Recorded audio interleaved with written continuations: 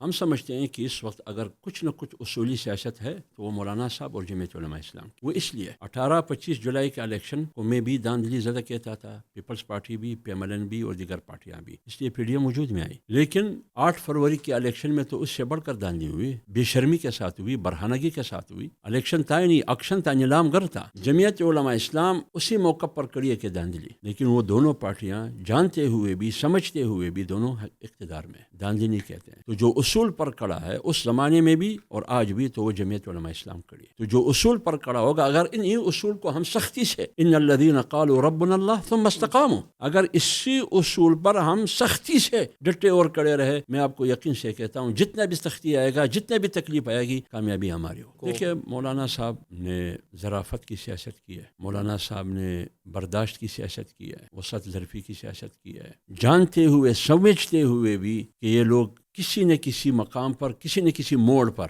منہ پھیر سکتا ہے، پھر بھی مولانا صاحب نے اس کو اکٹھے رکھا اس ملک کے لیے، آئین کی حکمرانی کے لیے، رول آف لا کے لیے، پارلیمنٹ کی سپریمیسی کے لیے، جس میں پارٹیوں کا بھی فائدہ ہے، جس میں قوم کا بھی فائدہ تھا، ملک کا بھی فائدہ تھا. لیکن جب اس کو یہ پسند ہی نہیں تھی یہ سیاست، وہ عوام کے بجائے پنڈی کی طرف دیکھ رہے تھے، اب بھی دیکھ رہے ہیں، تو مولانا صاحب کیا کر سکتے؟ یہ سارے میٹرو کی سواری ہے، اسلام آباد میٹرو کی سواری ہے. یہ اسلام آباد سے یہاں سے جاتے ہیں پنڈی تک پہنچ سکتے ہیں، آگے نہیں چڑھتا. یہ حکومت ہے میٹرو کی سواری.